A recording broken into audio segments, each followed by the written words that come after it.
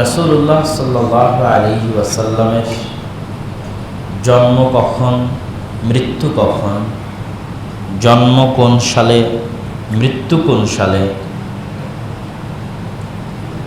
এবং কোন দিনে এবং কোন মাসে, এই নিয়ে লম্বা এবং ব্যাপক আলোচনা আছে ইতিহাসের বইগুলোতে। তার মধ্যে কিছু কিছু বিষয় আছে যেগুলোতে সকলেই একমত, আর কিছু বিষয় আছে যেগুলো চরম মতভেদপূর্ণ। যেমন রাসূলুল্লাহ সাল্লাল্লাহু আলাইহি ওয়াসাল্লামের জন্মের তারিখ সম্পর্কে যদি আমরা বলি, তাহলে জন্মের বছর নিয়ে কোনো দ্বিমত নেই রাসূলুল্লাহ সাল্লাল্লাহু আলাইহি ওয়াসাল্লামের, এবং জন্মের বার, যেই বারে তিনি জন্মগ্রহণ করেছেন সেই বার নিয়েও কোনো দ্বিমত নেই। একইভাবে তিনি যেই বারে মৃত্যুবরণ করেছেন সেই বার নিয়েও কোনো দ্বিমত নেই। যেমন আমরা বলি শনিবার, রবিবার, সোমবার, এই বার, যে কোন বারে আল্লাহর নবী মারা গেছে এবং কোন বারে আল্লাহর নবী জন্ম নিয়েছে, জন্ম এবং মৃত্যু উভয়ের ক্ষেত্রে এই একটা জিনিস কমন, যে বার নিয়ে কোনো মতভেদ নাই। সকলেই একমত জন্ম সোমবারে, সকলেই একমত মৃত্যু সোমবারে। কিন্তু মতভেদ কি নিয়ে তৈরি হয়েছে? কোথাও মতভেদ তৈরি হয়েছে মাস নিয়ে এবং কোথাও মতভেদ তৈরি হয়েছে তারিখ নিয়ে। মৃত্যুর ক্ষেত্রে একটা দুটো মত ছাড়া প্রায় সকলেই একমত যে রবিউল আউয়াল, রবিউল আউয়াল মাসের সোমবার।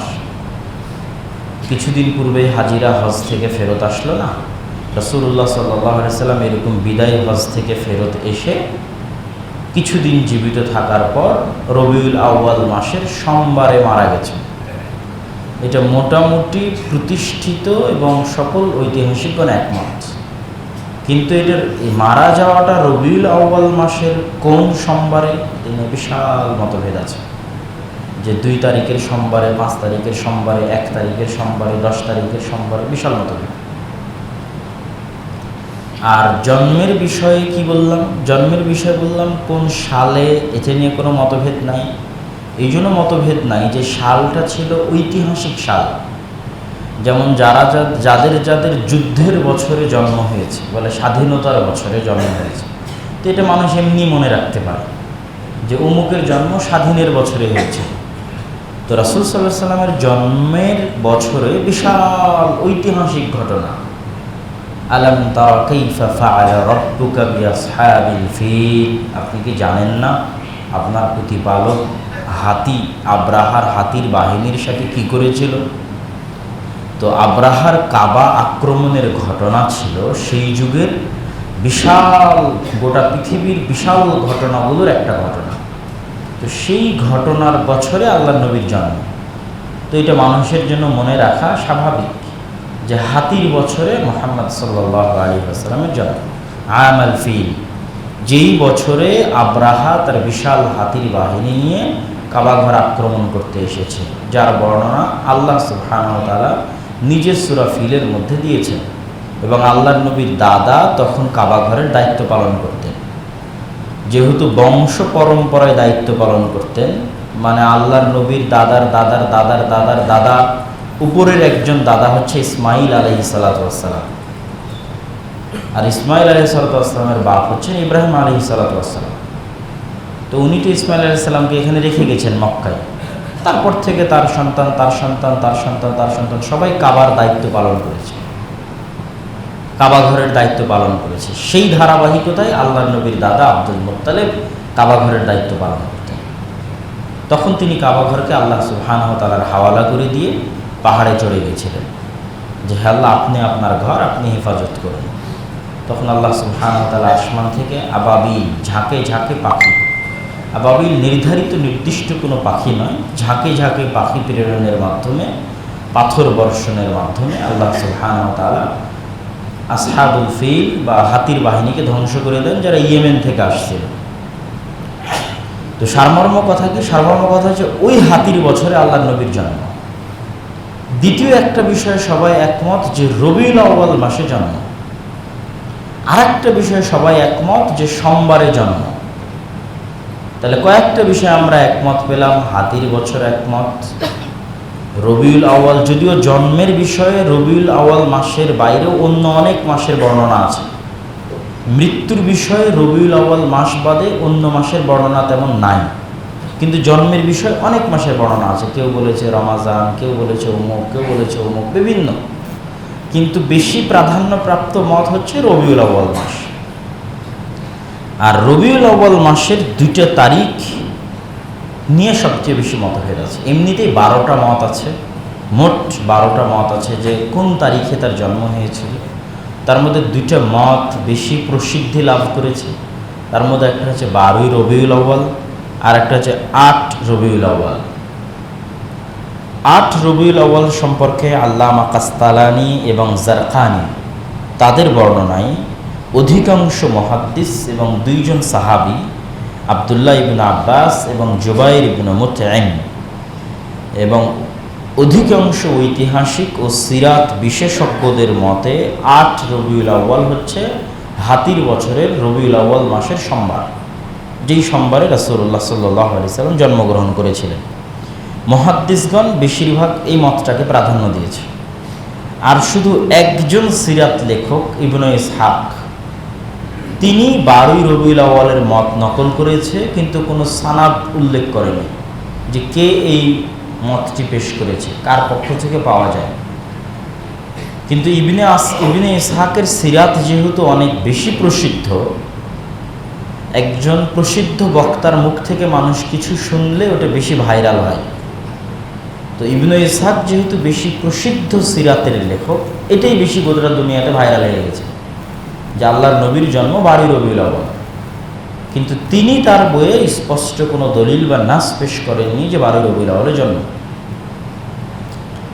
এই গেল মোটামুটি রাসূলুল্লাহ সাল্লাল্লাহু আলাইহি ওয়াসাল্লামের জন্ম এবং মৃত্যুর দিন এবং তারিখ নিয়ে মতভেদ। আবারও যদি সারমর্ম করি, তাদের রাসূল সাল্লাল্লাহু আলাইহি ওয়াসাল্লাম কোন সালে মারা গেছেন এটা নিয়েও মতভেদ নাই, কোন সালে জন্মগ্রহণ করেছেন এটা নিয়েও মতভেদ নাই।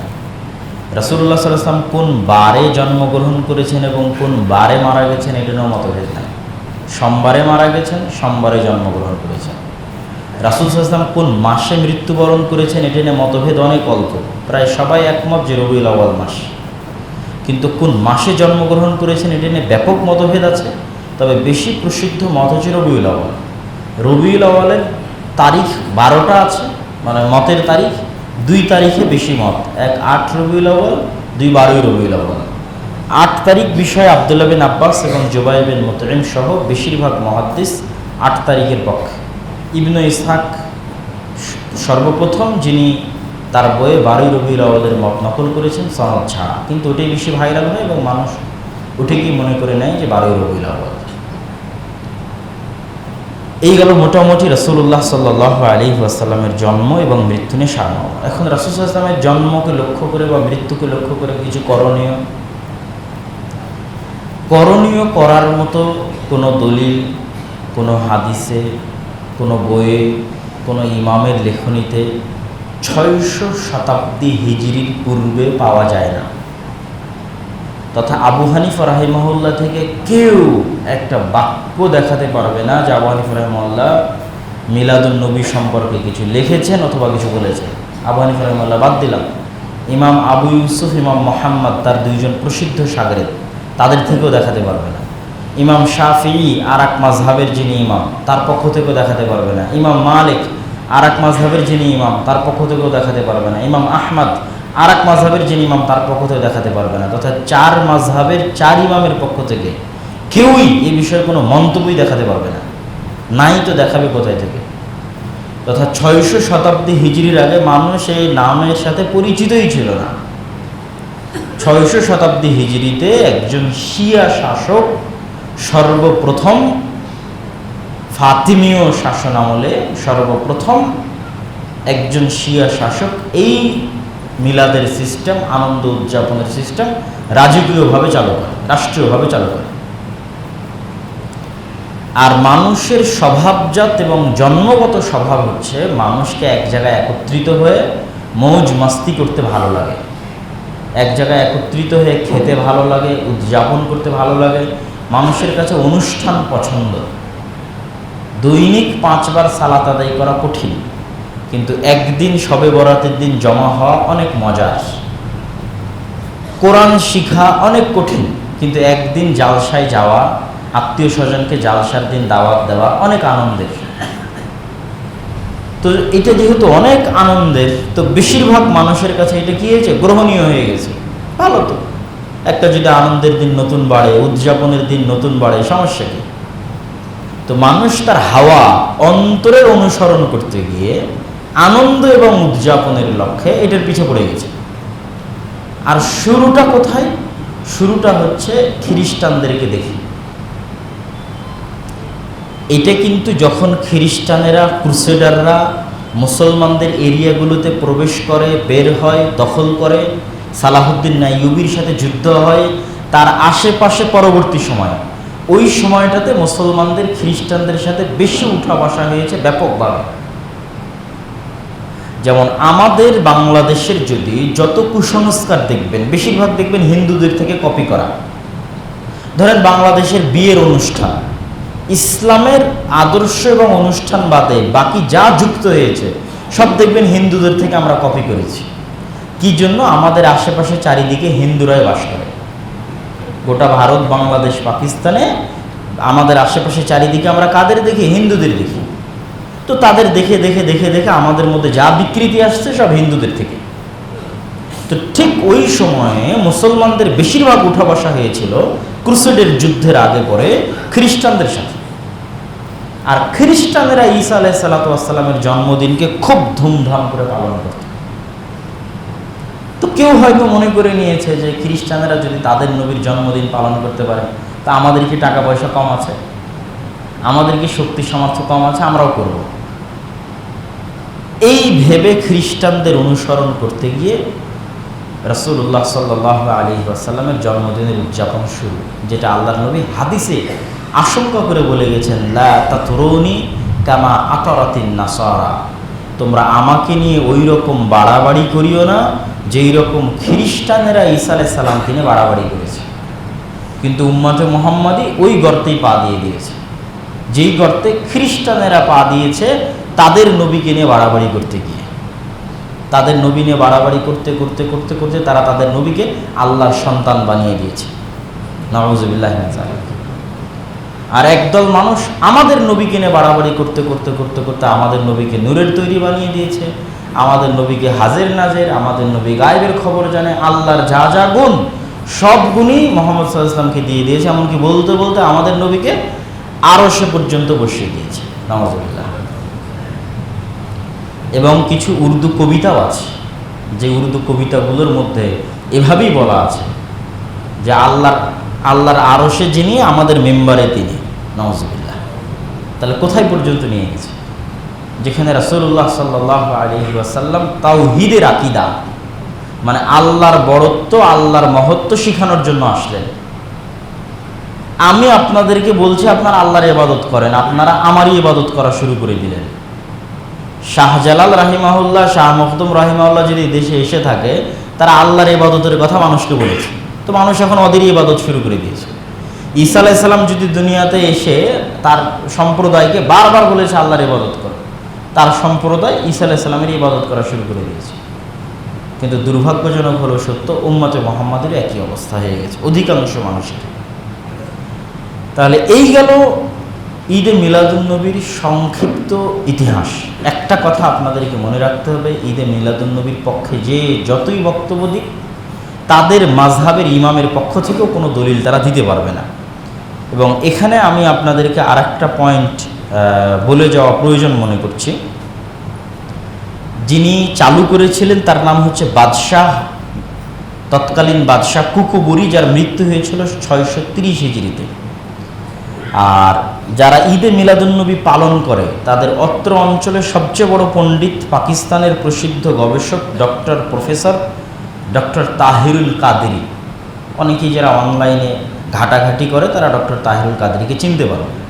ঈদে মিলাদুন্নবী যারা পালন করে তাদের মধ্যে সবচেয়ে বড় পণ্ডিত তিনিও তার মিলাদুন্নবী গ্রন্থের মধ্যে এই কথা স্বীকার করেছেন যে 600 হিজরির আগে ঈদে মিলাদুন্নবী কেউ উদযাপন করেনি, এবং শ্রেষ্ঠতম 300 হিজরি পর্যন্ত সাহাবীদের প্রজন্ম, তাবিদের প্রজন্ম, তাবিদের প্রজন্ম এবং খোলাফায়ে রাশিদিনের প্রজন্ম কেউ ঈদে মিলাদুন্নবী উদযাপন করেনি। এই মর্মে কোনো একটা জাল, কোনো একটা জয়ীফ, কোনো একটা সহি, কোনো রকমেরই বর্ণনা কেউ দিতে পারবে না। তো তাহলে তারা কি আল্লাহর নবীর সুন্নাতের অনুসরণ করতেন না? তাহলে তারা কি গোস্তাখে রাসূল ছিলেন, আল্লাহর নবীর অপমানকারী ছিলেন? আর আপনি আবু বকরের চেয়ে বেশি আল্লাহর নবীকে ভালোবাসেন, ওমরের চেয়ে বেশি আল্লাহর নবীকে ভালোবাসেন, উসমানের চেয়ে বেশি আল্লাহর নবীকে ভালোবাসেন? ওয়াল ইয়াজ বিল্লাহ। আচ্ছা, রাসূলুল্লাহ সাল্লাল্লাহু আলাইহি ওয়াসাল্লামের পক্ষ থেকে একটা হাদিস, যেই হাদিসটা স্পষ্ট করে আরও যে রাসূল সাল্লাল্লাহু আলাইহি ওয়াসাল্লামের জন্ম সোমবারে, রাসূল সাল্লাল্লাহু আলাইহি ওয়াসাল্লামের মৃত্যু সোমবারে, রাসূল সাল্লাল্লাহু আলাইহি ওয়াসাল্লামকে নবুয়ত দেওয়া হয়েছে সোমবারে। আবু কাতাদা আল আনসারী রাদিয়াল্লাহু তাআলা আনহু থেকে বর্ণিত, তিনি বলেন, সুইলা রাসূলুল্লাহ সাল্লাল্লাহু আলাইহি ওয়াসাল্লাম আন সাওমি ইয়াউমিল ইথনাইন। আল্লাহর নবী সোমবার এবং বৃহস্পতিবার সিয়াম পালন করতেন। তো বৃহস্পতিবার সিয়াম পালন করতেন সাপ্তাহিক আমল পেশ করার দিন, আর সোমবারের দিন সিয়াম পালন করার কথা বলতে গিয়ে তিনি বলেন, সোমবারের দিন আমার জন্ম, সোমবারের দিন আমার ওপর ওহী দেওয়া হয়েছে, এবং সোমবারের দিনই আমাকে নবী তথা নবুয়ত প্রদান করা হয়েছে। আর ঐতিহাসিকভাবে প্রমাণিত যে আল্লাহর নবী সোমবারের দিনেই মারা গেছে। তো এই একটা দলিল, যেটা স্পষ্ট দলিল যে রাসূলুল্লাহ সাল্লাল্লাহু আলাইহি ওয়াসাল্লামের জন্ম সোমবারে, রাসূলুল্লাহ সাল্লাল্লাহু আলাইহি ওয়াসাল্লামকে নবুয়ত প্রদান করা হয়েছে সোমবারে, এবং রাসূলুল্লাহ সাল্লাল্লাহু আলাইহি ওয়াসাল্লাম মারা গেছেন সোমবারে। আমরা আমাদের এই আলোচনার শেষে চলে আসি। বিদআত ইসলামে অনেক ভয়ঙ্কর এবং অনেক ভয়াবহ। ফাইন্না খায়রাল হাদিসি কিতাবুল্লাহ ওয়া খায়রাল হুদা হুদা মুহাম্মাদিন সাল্লাল্লাহু আলাইহি ওয়াসাল্লাম, অথবা খায়রাল হাদি হাদিয়ু মুহাম্মাদিন সাল্লাল্লাহু আলাইহি ওয়াসাল্লাম, ওয়া শাররাল উমুরি মুহদাসাতুহা। নিকৃষ্ট জিনিস হচ্ছে এই দিনে নতুন আবিষ্কৃত জিনিস। ওয়া কুল্লু মুহদাসাতিন বিদআহ, প্রত্যেক নতুন আবিষ্কৃত জিনিস বেদাত। ওয়া কুল্লু বিদআতিন দালালাহ, আর প্রত্যেক বেদাত হচ্ছে পথভ্রষ্টতা। ওয়া কুল্লু দালালাতিন ফিন্নার, আর প্রত্যেক পথভ্রষ্টতা মানুষকে জাহান্নামে নিয়ে যায়। সব বক্তাই বক্তব্যে উঠে হাদিসটা পড়ে। এই হাদিসের মধ্যে আল্লাহর নবী বেদাতের কোনো ভাগ, কোনো প্রকার কিছুই করেন না। সকল নতুন আবিষ্কৃত জিনিস নিকৃষ্ট, সকল নতুন আবিষ্কৃত জিনিস এই দিনের মধ্যে বেদাত, সকল বেদাত পথভ্রষ্টতা, সকল বেদাত মানুষকে জাহান্নামে নিয়ে যায়। ওমান আহদাসা ফি আমরিনা হাদা মা লাইসা মিনহু ফাহুয়া রাদ্দুন, যে ব্যক্তি দিনের মধ্যে এমন কিছু আবিষ্কার করলো যা এই দিনের অন্তর্ভুক্ত নয়, তা বাতিল। মান আমিলা আমালান লাইসা আলাইহি আমরুনা ফাহুয়া রাদ্দুন, যে ব্যক্তি এমন কোনো কাজ করলো যেই কাজের উপর আমি মুহাম্মদ সাল্লাল্লাহু আলাইহি ওয়াসাল্লামের কোনো আদেশ নাই, তাহলে সেই কাজ বাতিল, সেই কাজ বাতিল। ইয়াকুম মুহদাসাতিল উমুর, তোমরা সাবধান নতুন আবিষ্কৃত জিনিস থেকে। ফাইন্না কুল্লা মুহদাসাতিন বিদআহ, কেননা প্রত্যেক নতুন আবিষ্কৃত জিনিস বেদাত, এবং প্রত্যেক বেদাতি পথভ্রষ্টতা, এবং প্রত্যেক পথভ্রষ্টতায় মানুষকে জাহান্নামে নিয়ে যাবে। ওয়া আন্না হাযা সিরাতি মুস্তাকিমা, আর এটি আমার পথ, সিরাতে মুস্তাকিম। ফাত্তাবিউহু, তোমরা এই সিরাতে মুস্তাকিমের অনুসরণ করো। ওয়ালা তাত্তাবিউস সুবুলা, সিরাতে মুস্তাকিম বাদে আশেপাশের চতুর্দিকের অন্য কোনো পথ অবলম্বন করিও না। ফাতাফাররাকা বিকুম আন সাবিলিহি, তাহলে তোমরা পথ ভ্রষ্ট হয়ে যাবে। ইহদিনাস সিরাতাল মুস্তাকিম, হে আল্লাহ আপনি আমাদেরকে সিরাতে মুস্তাকিম দেখান। সিরাতাল্লাযীনা আনআমতা আলাইহিম, ওই রাস্তা যেই রাস্তার উপর তারা চলে গেছে যাদের উপর আপনি দয়া করেছেন। তাহলে 600 হিজরির পরে যাদের জন্ম, তাদের উপর আল্লাহ দয়া করেছে না সাহাবীদের উপর আল্লাহ দয়া করেছে? আপনি কি মনে করেন কাদের উপর আল্লাহ দয়া করেছে? সাহাবীদের উপর আল্লাহ দয়া করেছে, কেন তাদেরকে আল্লাহ নবীর সাহাবী হিসেবে চয়ন করা হয়েছে। তাহলে আল্লাযীনা আনআমতা আলাইহিম, ওদের রাস্তায় সিরাতে মুস্তাকিম যাদের উপর আল্লাহ দয়া করেছে। সাহাবীদের রাস্তা সিরাতে মুস্তাকিম, আবু বকর, ওমর, ওসমান, আলী যেই সুন্নাতের উপর ছিল আল্লাহর নবীর, সেটা সিরাতে মুস্তাকিম। তো যেহেতু সেই সময় ঈদে মিলাদুন্নবী ছিল না, সুতরাং ঈদে মিলাদুন্নবী সিরাতে মুস্তাকিমের বাইরে পথভ্রষ্ট রাস্তা, সিরাতে মুস্তাকিম নয়। যে রাস্তা মানুষকে কোথায় নিয়ে যাবে? জাহান্নামে নিয়ে যাবে। এখানে আমাদের মধ্যে একটা প্রশ্ন অনেক সময় দেখা দেয় যে তাহলে দুনিয়াবি যে বিষয়গুলো আবিষ্কার হয়েছে, আপনি তো ঠিকই বিমানে চড়ছেন, আপনি তো ঠিকই হেলিকপ্টারে মাইকে বক্তব্য দিচ্ছেন, ক্যামেরা দিয়ে ভিডিও করতেছেন, তাহলে কেন দিনের মধ্যে এগুলো কেন বেদাত নয়? দুনিয়ার ক্ষেত্রে হুকুম হচ্ছে হালাল এবং হারাম, আর দিনের ক্ষেত্রে হুকুম হচ্ছে সুন্নাত এবং বেদাত। অতি সহজ, অতি সিম্পল জিনিস। আপনাদের বোঝার ক্ষেত্রে এই ফর্মুলাটা যে কোনো জায়গায় ফেলে দিতে পারবেন যে হালাল হারাম এই হুকুমটা কিসের ক্ষেত্রে? দুনিয়ার ক্ষেত্রে। কিসের ক্ষেত্রে বলেন তো? দুনিয়ার ক্ষেত্রে। আর সুন্নাত আর বেদাত এই হুকুমটা কিসের ক্ষেত্রে? দিনের ক্ষেত্রে। সুন্নাত আর বেদাত এই হুকুমটা কিসের ক্ষেত্রে? দিনের ক্ষেত্রে। মানে এরকম ফতোয়া হবে না যে একসাথে হাত তুলে মোনাজাত করা হারাম, বরং ফতোয়া হবে একসাথে হাত তুলে মোনাজাত করা বেদাত। মানে এই জায়গায় হুকুম আরোপ হবে সুন্নাত অথবা বেদাত, কেননা এটা দিনের অংশ। আর হালাল আর হারামের হুকুম আরোপ হবে কোথায়? দুনিয়ার মধ্যে। তথা আপনার ব্যবসা বাণিজ্য, টাকা পয়সা যা বাইরে করতেছেন দুনিয়াবী জীবনে, ওগুলোর উপর হুকুম লাগবে হালাল না হারাম। হালাল হারামের ক্ষেত্রে মূলনীতি হচ্ছে আল্লাহর নবী যা হারাম করেছে তা বাদে সবই হালাল। এই জন্য উসুলে ফিকহে একটা কথা বলা হয় আল আসলু আল হিল, আসল হচ্ছে হালাল, সবই হালাল। প্রত্যেক জিনিসের মধ্যে আসলটা হচ্ছে হালাল। হারাম অতটুকুই যতটুকু আল্লাহ হারাম করেছে, হারাম অতটুকুই যতটুকু আল্লাহর নবী হারাম করেছে। কিন্তু আসল কি? আসল হচ্ছে হালাল, সবই হালাল। আপনার চোখের সামনে আশেপাশে যা দেখছেন সবই হালাল, শুধু অতটুকুই হারাম যতটুকু আল্লাহ এবং আল্লাহর নবী হারাম করেছে। তাহলে আল্লাহর নবীর যুগে বিরিয়ানি ছিল না, আল্লাহর নবীর যুগে বার্গার ছিল না, পিৎজা ছিল না, আল্লাহর নবীর যুগে আপনারা বাঙালিরা যা খান ইলিশ মাছ আল্লাহর নবীর ওখানে ছিল না, আরও অনেক কিছু ছিল না, যেগুলো আপনারা নতুন নতুন দিন দিন আবিষ্কার করতেছেন। তাহলে মানুষ কিয়ামত পর্যন্ত যা আবিষ্কার করবে সবই হারাম, অতটুকুই হারাম যতটুকু আল্লাহর নবী হারাম করে গেছে। ব্যবসার যত ধরন আপনি বের করবেন সবই হালাল, যতক্ষণ না আল্লাহর নবীর ফরম্যাটের মধ্যে পড়ে যাচ্ছে যে এটা হারাম, এটা হারাম, এটা হারাম। ধোঁকা থাকলে হারাম, জুয়া থাকলে হারাম, এরকম অসংখ্য।